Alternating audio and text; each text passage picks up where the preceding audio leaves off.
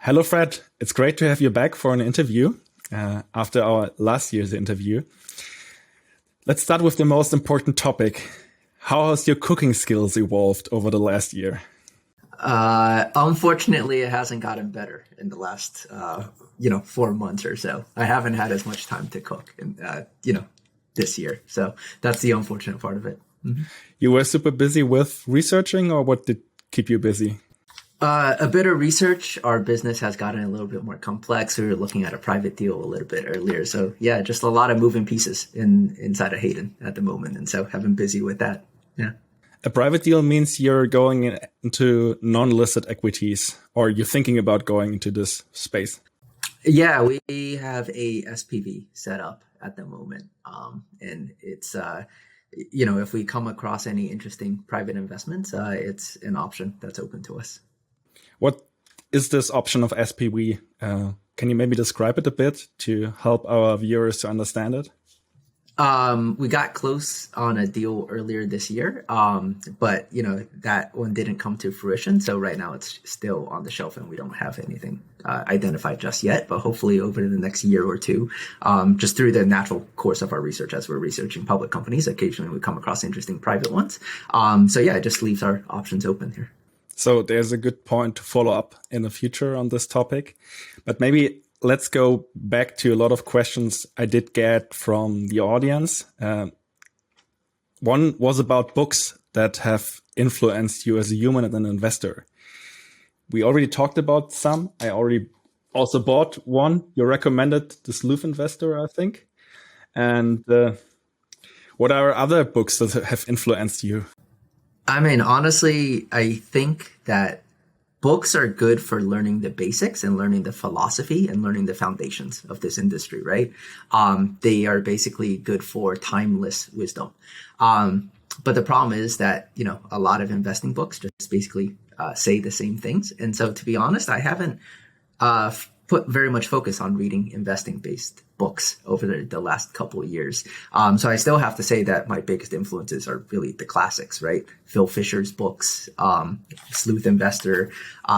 Previously I've mentioned The Art of Execution in some of my letters.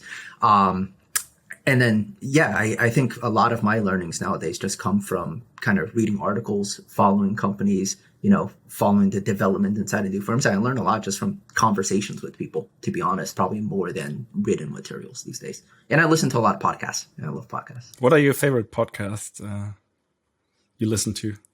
There's a lot. I'm not going to name any because I don't want to put anyone on the spot, but yeah, there's a lot just focused on, different business models. There's some focused on Indonesian tech that I listen to, some on China tech. Different venture based type of podcasts are always interesting as well, just to see how other investors are doing it kind of in the earlier stage in private markets. So you moved a bit from, at the beginning, a book-based model to a mentor or conversation-based model to inform yourself and get better? Yeah, because books, a lot of them were written, say, 5 or 10 years ago, right? They're good for information that have a long shelf life and are probably timeless and building the foundation of how you think as an investor, but they're not as helpful for, the up-to-date newer business models or what's changing in the world or whatnot. Information just kind of happens so quickly nowadays that honestly, the quickest way to iterate is through articles and through podcasts, like real-time information, rather than books that take several years to go get published, right? So, are there any non-investing aspects of your life, like diet, sleep, daily habit, routines, rituals, that you do to optimize your ability to do your job well? I think the biggest change that I've made in the last 6 months is consciously putting in 2 thinking days or reading days into my calendar. So no meetings, no calls, just able to, whether it's working from home or in the office, just really able to sit quietly and kind of think and catch up on some of the reading that I've been meaning to do.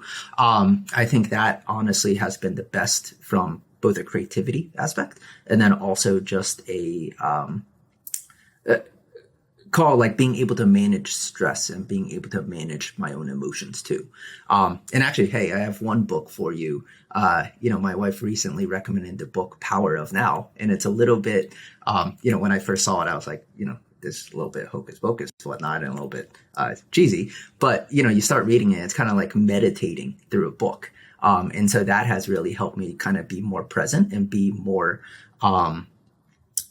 not think so much in the future in terms of my mindset, but be present and be aware of the current moment and how everything is kind of coming together. So that's a book that I've recently been reading very slowly.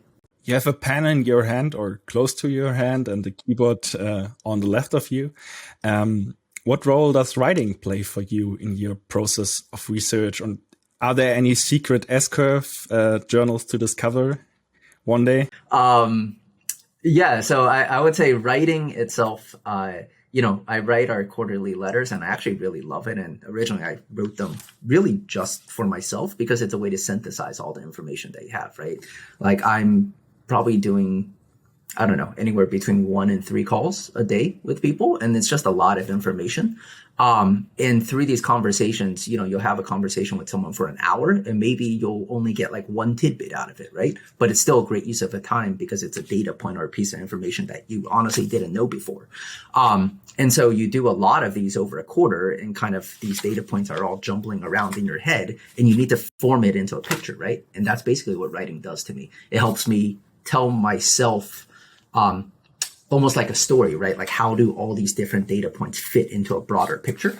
And that's what I love it for. And I think a lot of people, it's surprising that our letters have gotten relatively popular over the last couple of years. Because I feel like more people should be doing it. I'm surprised that it has gotten popular because I think there was a void in this market of investors actually explaining how they're thinking and, their entire thought process and how this picture is forming. And it just felt like a natural extension of me as an investor to kind of formulate it and put it on paper. So that's what it really does for me. And I'm glad that other people are kind of getting value out of it as well. Games have an influence to form you as an investor. I was reading through your letters and there was a mentioning of poker as one thing. Hey, Tillman here. I'm sure you're curious about the answer to this question. But this answer is exclusive to the members of my community, Good Investing Plus. Good Investing Plus is a place where we help each other to get better as investors day by day. If you are an ambitious, long-term oriented investor that likes to share, please apply for Good Investing Plus. Just go to good-investing.net/plus. You can also find this link in the show notes. I'm waiting for your application. And without further ado, let's go back to the conversation. If I would ask like 20 of your friends, how would they describe your personality?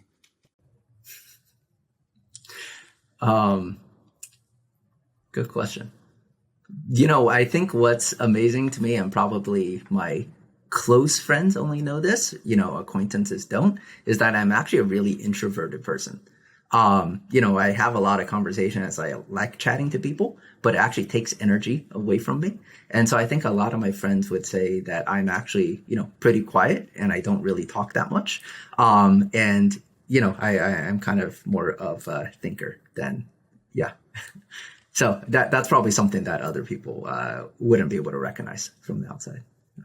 And are there any other traits your friends would describe you with that come to your mind? I would hope that they say that, I'm genuine. Like when I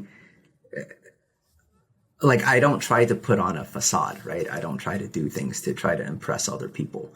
And I think there's so many people in this world who make decisions based upon ego or status or trying to impress others. And I think my close friends would tell you that I'm probably the person to least do that. I do things for myself and my own enjoyment because I believe it's the right thing to do rather than doing it for others. How much of your personality is reflected in Hayden Capital? All of it. I mean, absolutely all of it. I am running Hayden for myself, and I hope that those who come along with us on this journey, are almost or as close to 100% aligned with how I'm trying to build it. I think, one of my biggest frustrations with this industry, and it's why I think a lot of people in this industry aren't building their firms correctly, is because they're building it really as a businessman, if that makes sense. The difference between a businessman and a craftsman is that the businessman is creating a product based upon the feedback from their customers, right? They're building a product that their customers are demanding, versus a craftsman is building a product or a service that they truly want to build for themselves and that they're going to use for themselves. And then they go find customers who resonate with that, right? And find value in it. We're really trying to be craftsmen here. Which means that, the majority of, potential partners for us probably aren't right for a partnership. And that also allows me to be true to myself, right? I get to build it the way that I want to build it. I get to, run our portfolio and invest in the companies that I find most interesting. And hopefully our partners out there think similarly and want to come along this journey with us. But, if it's not a good fit for them, there's no hard feelings, right? There's plenty of other different strategies and other ways to make money in this world. But if you think about investing in investing business, it's a very quantitative world. Success is also managed besides performance and AUM. How do you keeping yourself sane in a way that you stay with your craftsmanship if you have this craftsman focus? To be honest, I try to surround myself with people who don't necessarily give that pressure, right? I'm very cognizant of, for instance, our LP base, our partner base, because honestly, the partner base is the foundation of every investment management firm, right? And if your partners are not truly aligned with you in terms of how they think about investing, how they treat their managers or their partners, I think it becomes a big distraction. And whether you realize it consciously or not, they will start to influence how you act as an investor and how you run your portfolio. And they may also take time away from time that should be dedicated to your other partners as well, right? Because they're asking for one idiosyncratic, request. So we definitely are a lot more cognizant of that. We actually screen our partners really well. And I think that has actually had the biggest influence in terms of maintaining my own sanity and building Hayden in the way that I truly think it should be built, right?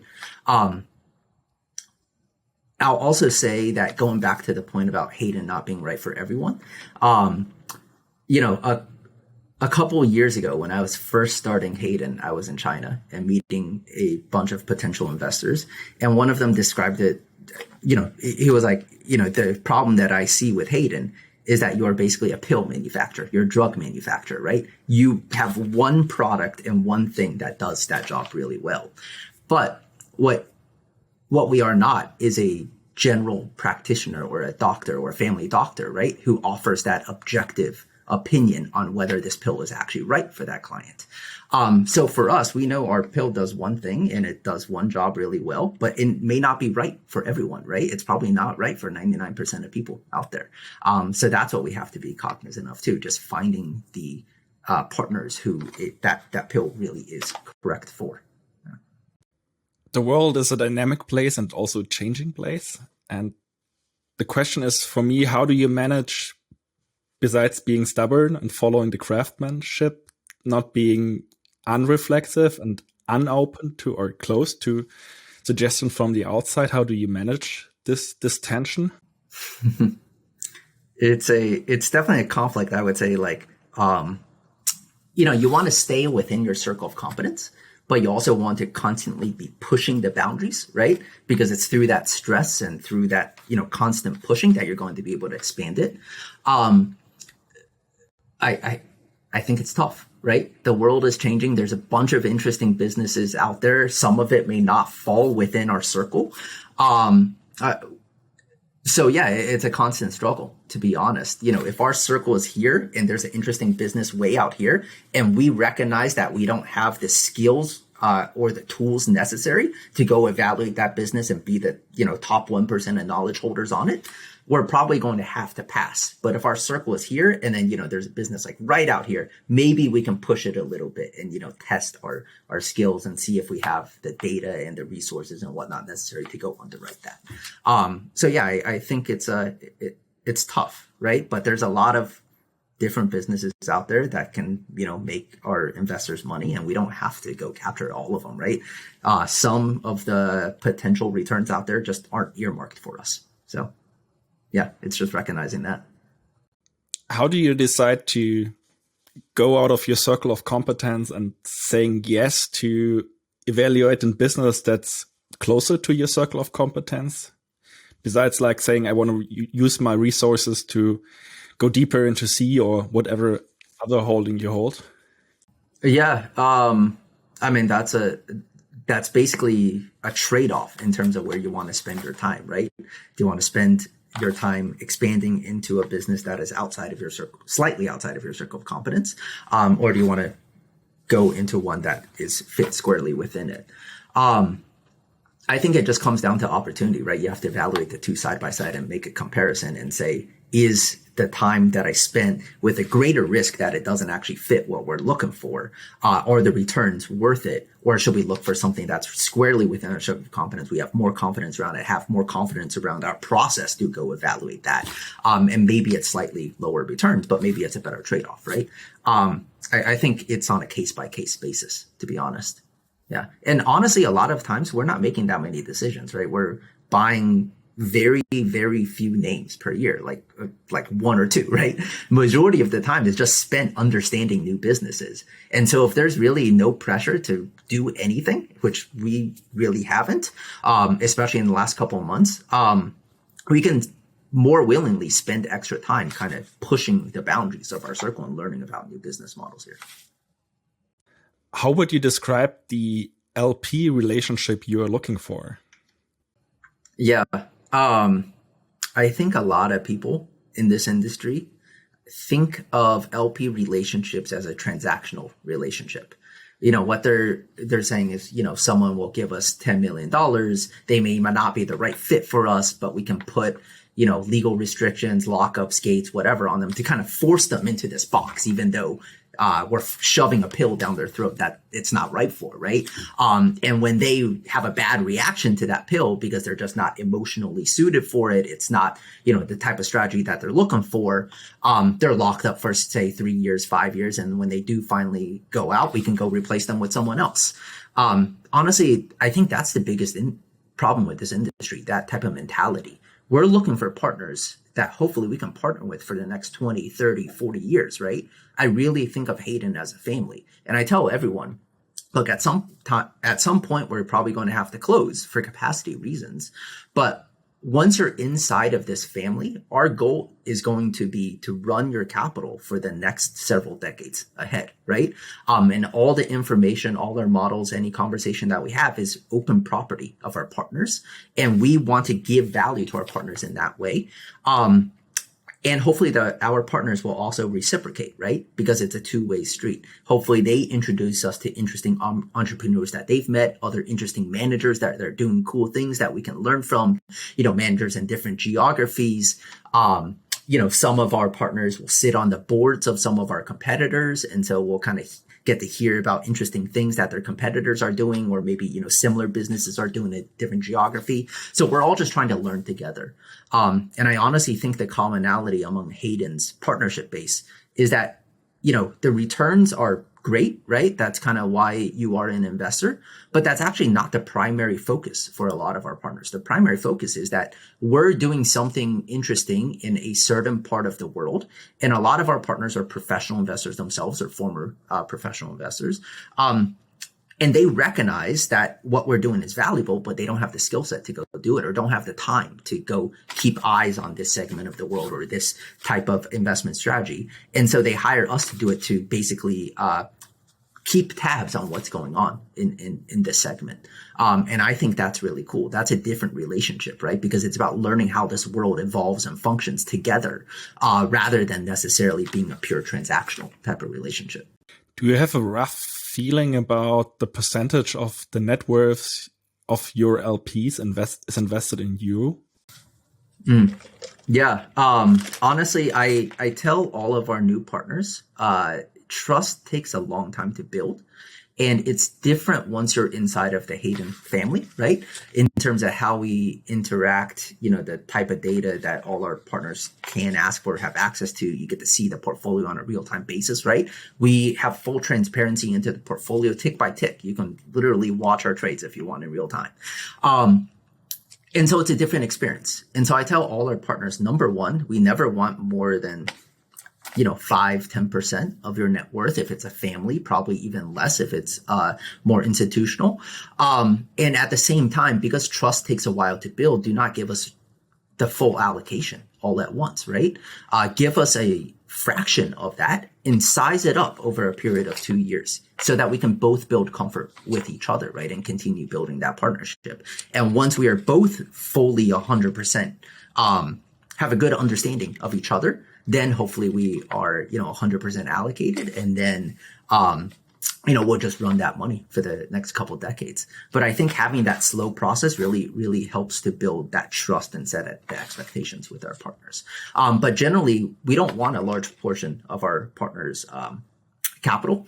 And the reason for that is, number one, from a selfish standpoint, we never want to be the source of liquidity, if our partners need it for whatever reason, because we have a longer duration investment strategy, right? And if they need capital a year from the date when they invest, maybe we don't produce any returns for them. Maybe it ends up being a bad experience. So we don't want that type of pressure. We want them to go find that liquidity elsewhere.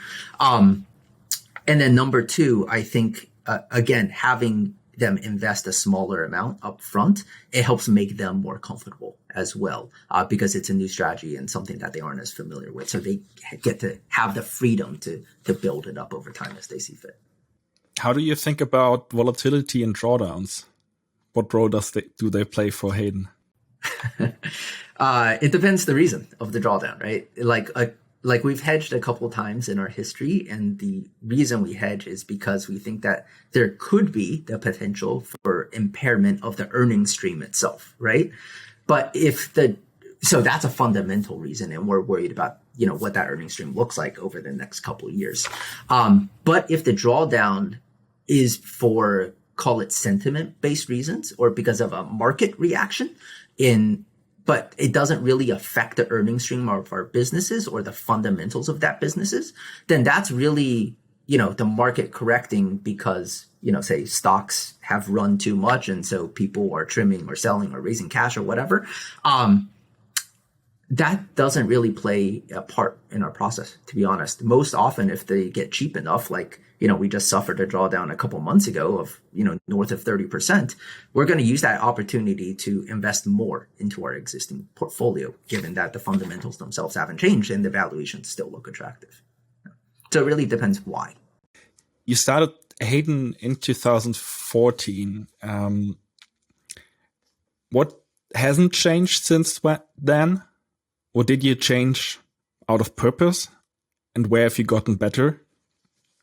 No, yeah, I think Hayden has evolved a little bit since then. And it's just natural, right, to evolve as an investor.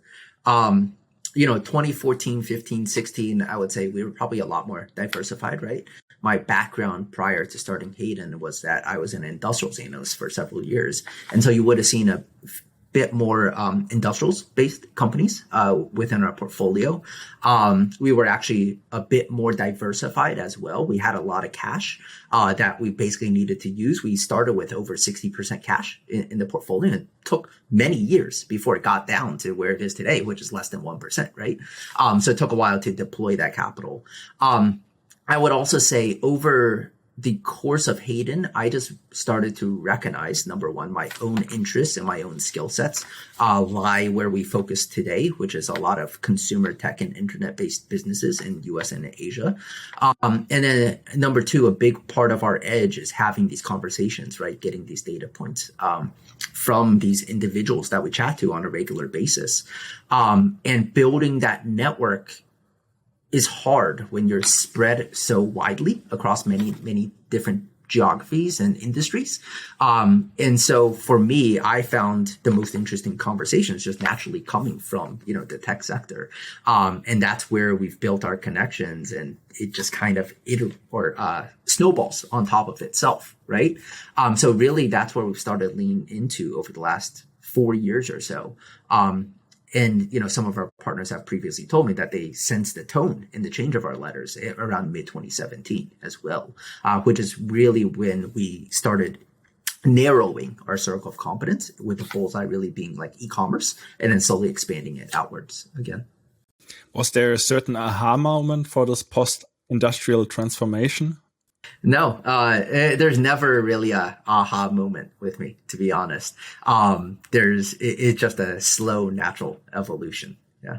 And what names would I have found in the portfolio in 2014? Yeah, for instance, we used to own like PSX. We used to own a couple, energy-based names as well, more on the call it like tech sector of it, or services sector, if you want to call it that. We own Credit Acceptance, which is actually a really great investment for us. But, a slightly different business than the type of businesses that we own today. So yeah, I'd say anyone who's interested can probably take a look at our older letters, and they can find them there. Yeah. Are there areas where you want to improve further with Hayden? To be honest, I'm pretty happy with where we are right now. I always think that we can get better on the process side, building more relationships with interesting entrepreneurs, building more connections in certain regions where we want more of a presence and where we think the most interesting business models are going to come out of. Learning from interesting investors who are the craftsmen that I really talked about, right? Because I think these craftsmen are so rare in our industry, whether you're investing in private companies or public companies or, PE or whatnot. I really want to learn from them and building connections with people who are, maybe 10 years ahead of me or 20 years ahead of me, and learning, how they built such a successful and durable and resilient type of investment firm, right? And meeting these people in not just the US, which is probably like a very diverse and deep pool of investors like this, but also abroad where it's a little bit tougher. So yeah, that's kind of my hope in terms of like where I hope to build Hayden a little bit more. Are there any names you want to disclose of these craftsmen? Probably not. It just, again, for fear of missing people and offending people that I may miss. But I would also say that what's unique about me is like, I know some people may be looking for like one source or one fund that I really admire and have learned a lot from. I would actually say my learnings and my development have come from just, again, taking one aspect from each person, right? And putting that together to form something a little bit different. Everyone is doing something that you can probably learn from. And if you can get that one tidbit out of them and kind of, emulate them a little bit or consciously put yourself in that direction, I think that just helps me become a better investor overall. It's not necessarily copying. It's more of just taking a piece and then putting all these different pieces together into something unique, right? That's what I'm trying to do. Would this also fit your definition of creativity? Because in your letters, you started talking about creativity in certain CEOs and founders you're looking for. Is this what you think about creativity as well? It is a form of creativity, right? Because I would say, yeah, there isn't necessarily like a conscious end goal that I'm trying to end up with, right? When I put all these data points together, it's not like I know, like I want to create a certain picture out of all these different data points. It's more if I put them together and see what works for me. Some of them I toss away because it doesn't work for me. And then the natural picture that kind of evolves is, it wasn't planned, right? I don't know if you want to call that creativity, and creatively like formulating your own skill sets and development as a person and as an investor. But I mean, that's what I do. And I honestly think that it's hard to predict where the world is going. And so you kind of have to just constantly stay on top of things and then ditch old habits that no longer work and bring in new habits that maybe you're learning from whatever source. And yeah, I hope our CEOs and entrepreneurs and other managers out there are doing the same, right? Because I honestly think that's how you evolve as the world continually changes.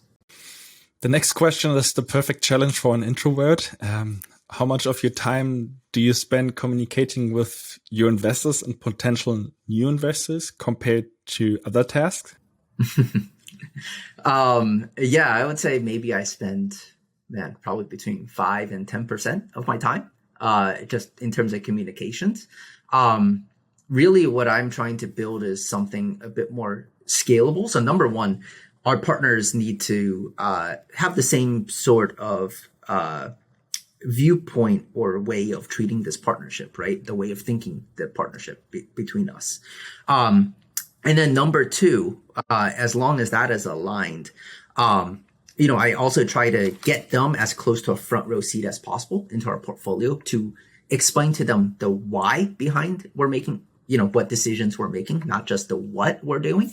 And a lot of that comes through our letters. It's a very scalable way to communicate with our partners, right? And as long as we put the effort into it to be very transparent and open with them and try to instill some sort of understanding, I think that helps a lot of the time that a lot of managers spent in terms of one-on-one conversations. We're able to do it in a more scalable way.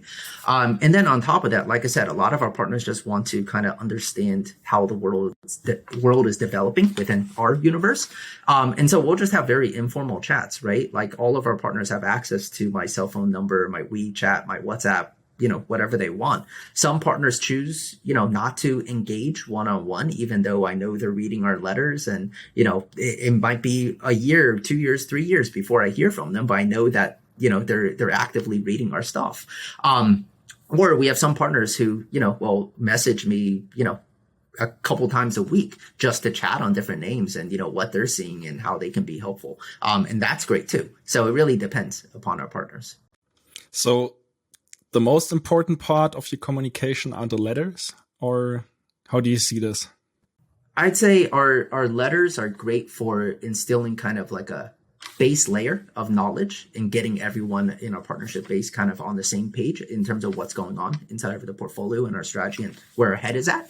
But often, sometimes there's questions on top of there that we didn't cover, right? And so we will have those conversations offline on a one-to-one basis. But generally, our partners are fantastic. Like I would rather have 10 or 20 more of our current partners rather than one single bad partner.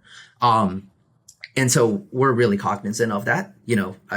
I recently had a potential partner say that this was the first time that they had ever gotten interviewed by a manager. And, it was like instead of, them interviewing me, I was interviewing them in terms of their potential fit, right? And it's surprising that more managers don't do that. Because if you screen your partners really well up front, I think it just saves you a lot of headaches later on and allows you to build a more resilient and durable business. How do you make sure, or how do you screen? What is the process of screening your partner? I can't give you the secret sauce, right? Or else people are going to game it. Yeah, some ingredients, I'll give you a couple of things that maybe are like red flags, right?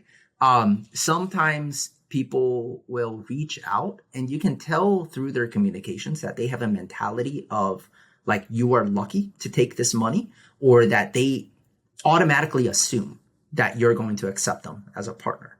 And I think that's wrong because that's a transactional type of relationship, right? And so those type of interactions make me a lot more wary, because if that is the first interaction you're having, it means that, it's a good sign that maybe you aren't thinking about this partnership correctly. Other ones may be around the questions that people ask, right? Around like, your volatility or characteristics of the portfolio or, certain drawdown metrics or whatnot. It really depends on the questions. I think when everyone is going to have a different criteria for like what makes a good partnership, right? Because everyone's investment firm operates differently, has a different process, has a different, thing that their partners need to be comfortable with.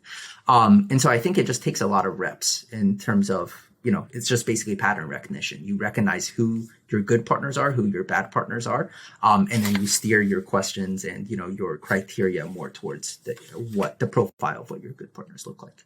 Yeah. Interesting. I don't want to ask further questions here because it's your secret sauce. I think you put water in it, but I'm not sure. Hey, Tillman here. I hope you like my content. If so, I want to invite you to support me. Below, you can find the link to my thank you page. There you can give me your support to allow me to further produce more videos and more great content like transcripts. Thank you very much. Below you will find the link. And now back to the video. Coming back to your letters, what is the quality standard you put on your letters? Is there, or would you say this letter is ripe or I can publish it? What is the process that goes before publishing a letter, and what is the quality standard you want to achieve? To be honest, I think most writers probably think this way, but every time I publish one of our letters, when I hit send, I honestly think it's crap. I'm almost never happy with it. I feel you. Yeah. So I don't know. I don't really know the answer to that question because I feel like we're always not hitting that quality. But really, I just write for myself. I write about something that through these conversations that I have during the quarter, I feel like people are missing. There's usually, one or two topics that keep coming up. And I feel like, wow, these guys, just the entire community just really doesn't get it. And I have a different view on that topic. And so I'll write about that. Because it really it almost comes from a place of frustration or anger. It's like, I want to help other people understand what I am seeing. And so that kind of fire within me helps me write our letters and gives me the motivation to write the way that I do. It's an interesting motivation to do it this way and move the needle a bit with the letters. What are these topics that others didn't get over time? What are examples for these topics? For instance, my last two letters, right? The two topics were building an investment firm and kind of this mentality between being a businessman and craftsman. And then, our most recent letter was around the Gen 2 companies that are starting to sprout out around Southeast Asia and how Gen 2 companies require an existing ecosystem in which to flourish, right? And a nurturing type of environment, more so than Gen 1 type of companies. And I think there was, a bit more confusion in terms of how these things happen. And I don't know, maybe I've just seen enough of these patterns to recognize these are the ingredients that are required. So yeah, those are our most recent two here. So you get the clarity you have in your letters, which is impressive. If I read your letters, they seem to be going very clear from the conversations you're doing all over and see this is the missing puzzle piece I have to add to share knowledge on a scale. So, or is there any other strategy you're building clarity before you write? To be honest, no. I think the best way to do it is just to write and put it onto paper because then it's visually in front of you and you can kind of see your train of thought and then just edit constantly, right? There's a lot of times where I'll cut out entire sections or, large pieces or completely change the topic of our letters because I realized it's something that I myself don't have a full grasp on. And so I'll just trash it and move on to something else, right? Yeah, honestly, I don't think there's a better way to synthesize your thoughts than just putting onto paper. How much time do you spend on a letter? On and off, probably on average, 2 weeks. It's not full time every single day. Sometimes I'll just leave it and kind of step away for a couple of days and then, clear my head and then come back to it. Right. But yeah, I would generally say about 2 weeks, on and off, to write one of the letters. You've grown your business or the number of the people working at Hayden. You doubled them. You hired an analyst. What has changed since then for you? Doubling as in from 1 to 2. So, yeah. Our business has definitely, look, it was just me for a lot of years, right? And then we would hire these amazing interns from like NYU, Columbia, or other schools.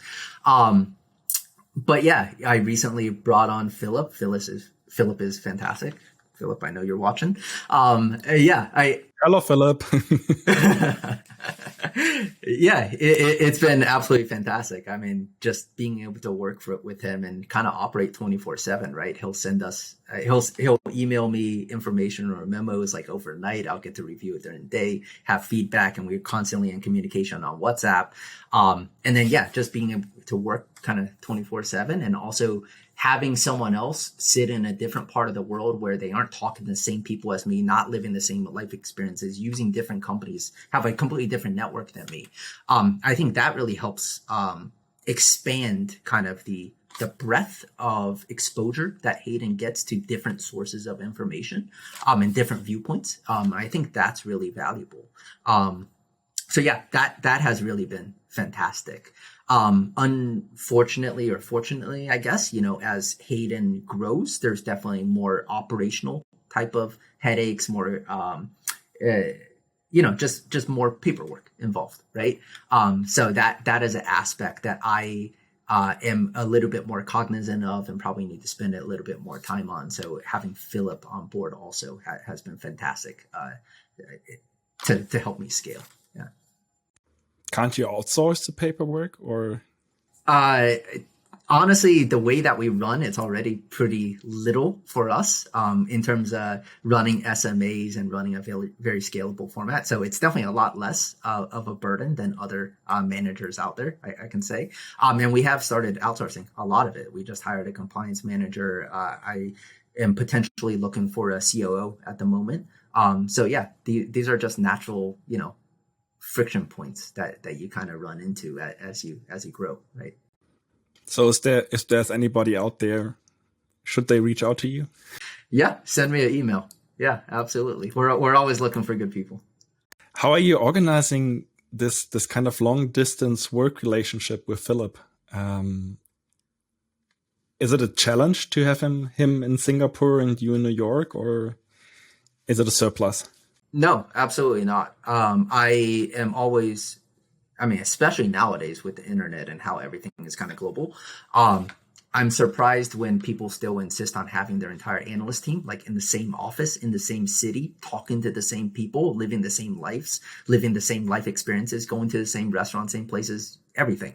That's just redundant, in my opinion, right? Your job as an investor is to have, in terms of your process, it's a funnel, right? And to have as wide of a funnel as possible, like up top, which means you need diversity of thought and diverse viewpoints.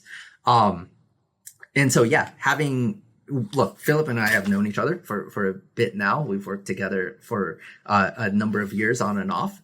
So I know how he functions. I know how he thinks. He knows how I think. And so it's actually a really great type of relationship. Right now, because we fully trust each other, right? And I don't need to micromanage him or, tell him how to do certain things. I think we're both on the same page by now, and there's that level of trust. Let's try for the end of the first part of our interview, because we have time constraints today, and we will do a follow-up. Will we see you taking board seats at a certain point of time? Only if it's valuable for the company. I always think like we need to earn the right to carry our own weight when we invest with a firm. So we don't want to be that dumb money, right? That money that the company doesn't even know are investors with their firm. We want to be able to add value in some way and earn that right to be invested alongside of them. So if there's some aspect that we can add value to, whether it's like knowledge of similar businesses in a different geography that has, went down one strategic path and has found success with it. And maybe we can take those learnings and relay it back to whatever company that, we potentially have a board seat on. Maybe it's something like that. Maybe we can make introductions to some of our partners who may have expertise or have run similar businesses such as it. But yeah, it's going to depend on the situation. There's no conscious effort to, become more activist or have to take a board seat. It's only when there's a good fit for us and the company as well. Are there any examples where you've added value to a company you invested in that you want to disclose?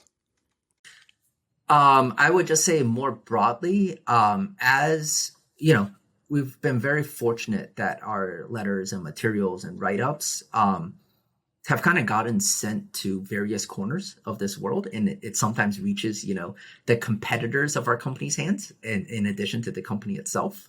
And I think, some of our investment case studies have added value, and I've actually know for a fact have added value to some of our companies because they're, corporate finance departments or strategy departments are kind of reading our work and understanding what their competitors are doing within different geographies, or say how the demographics are changing in a certain geography, and it helps them shape how they make decisions on a day-to-day basis as well. And sometimes, they'll reach out and engage also, and then we'll share notes at that point.